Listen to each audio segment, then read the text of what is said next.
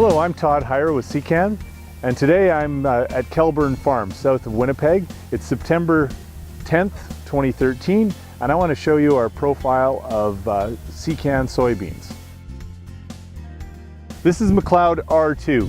It'll be new for 2014. It's a 2375 heat unit soybean, very vigorous seedling and vigorous plant type.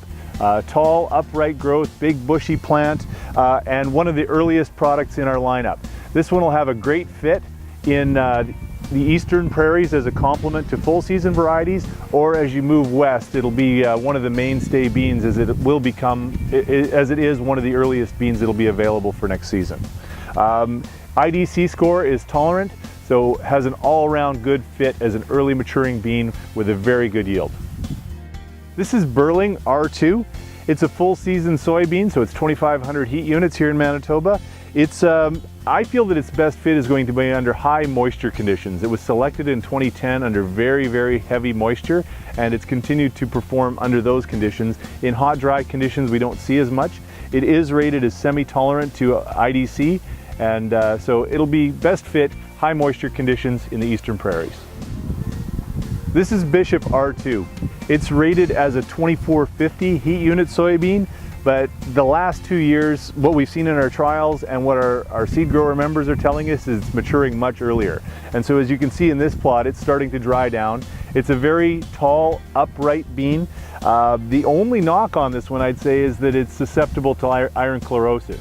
So early maturing, tall, upright bean, and very consistent yields the last couple of seasons. So a great short season bean as a complement to longer season beans, or we can push it west into shorter season areas.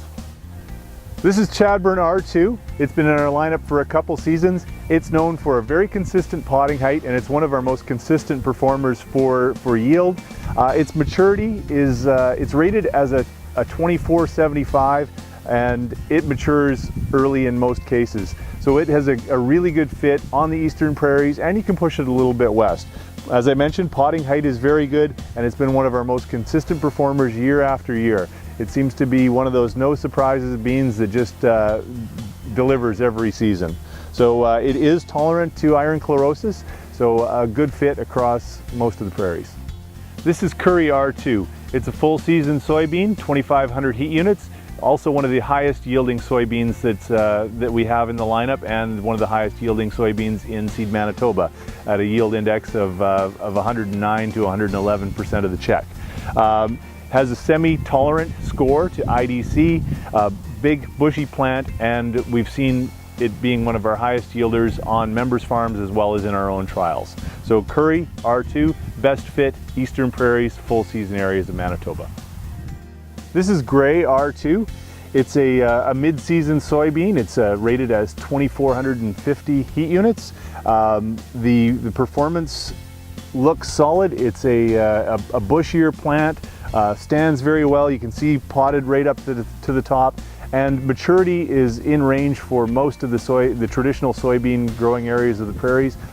In terms of fit, best fit will be in the traditional soybean area of Manitoba, as it is a mid-season bean. The iron chlorosis rating for Gray R2 is semi-tolerant. This is SC2380 R2. It will be registered later this season. We see this one as a complement to McLeod in our early season category. It's rated as a 2375 heat unit soybean. Its rating to iron chlorosis will be semi-tolerant.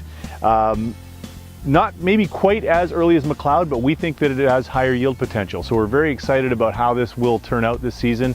And so check back with us, and you'll learn more about the yields in these trials.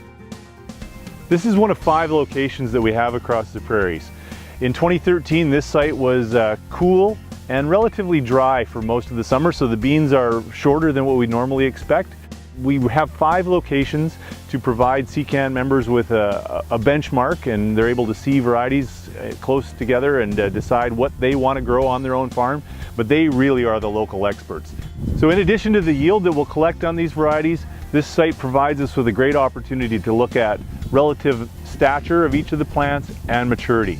So take a close look at how each of these varieties is maturing because it really does show the differences from our earliest product in McLeod and Bishop down to our latest full season product in Curry. So if you want to find out the real scoop on how these varieties are doing, talk to your local SeCan member and find out how they did on their farms.